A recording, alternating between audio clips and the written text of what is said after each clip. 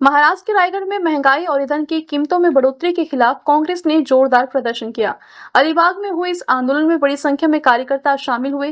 प्रदर्शन के दौरान सरकार के खिलाफ जमकर नारेबाजी की गई।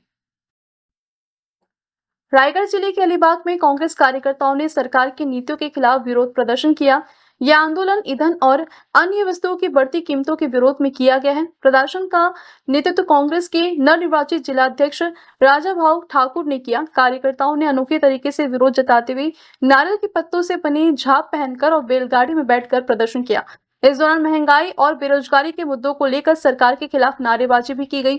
प्रदर्शनकारियों ने हाथों में पोस्टर लेकर नारेबाजी की और सरकार से राहत की मांग की।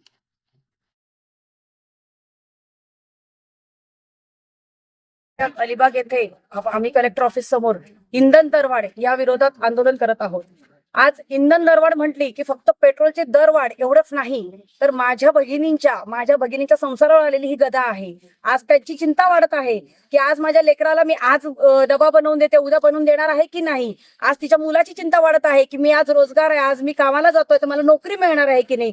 मग तिला नवऱ्याची चिंता लागलेली आहे की माझा नवरा आज कामाला जातोय, त्याला पूर्ण पगार मिळणार आहे की नाही। आज माझी भगिनी ही घर संसाराच्या विळख्यातनं स्वतःचा ताण सोडून आता मोदीजींचा ताण घेतात आहे की सकाळी 8 वाजता उठून कुठची दरवाढ करेल, कोणाला मेलोडी देईल आणि कुठे आमच्याकडे लक्ष जाईल। आज तिच्या चिमुडेच्या मुखातला मेलोडी काढून जर ते इटली पर्यंत जर मेलोडी जात असेल आणि माझ्या भगिनींच्या प्रश्नांच्या, माझ्या कामगारांच्या प्रश्नांच्या, माझ्या शेतकऱ्यांच्या प्रश्नांच्या, माझ्या बंधूंच्या, माझ्या युवकांच्या प्रश्नांना जर बगल देत असून मोदीजी या इंधन दरवाढीबद्दल गांभीर्याने जर लक्ष देत नसतील तर त्या गोष्टीचा आम्ही जाहीर निषेध करतोय।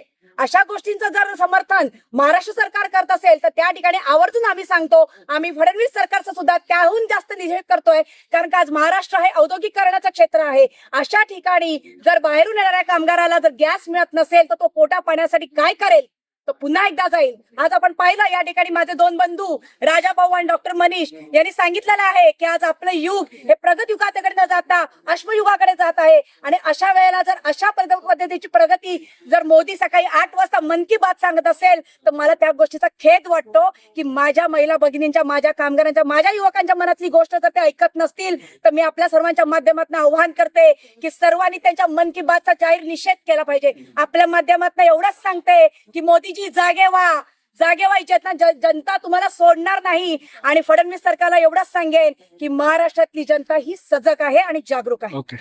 थँक्यू। देशभरामध्ये इंधन दरवाढ होत चाललेली आहे। गेल्या 15 दिवसात जवळजवळ 9 ते 10 रुपयांनी डिझेल आणि पेट्रोल महागलेलं आहे।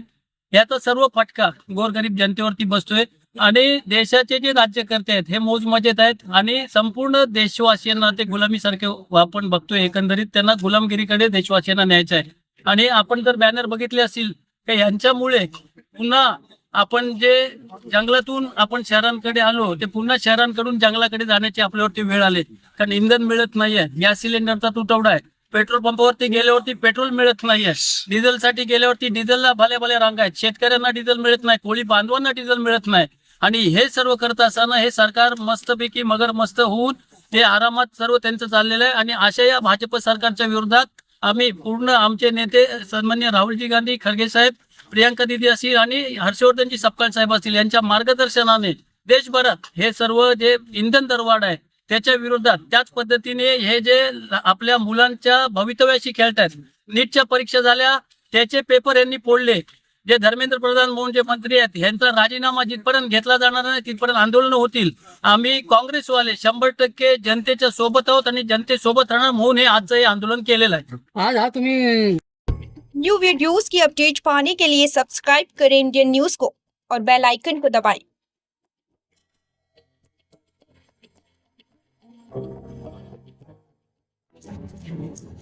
ये है इंदू ब्रॉडकास्टिंग प्राइवेट लिमिटेड और आप देख रहे हैं इंडियन न्यूज, हर पल हर क्षण हर सच।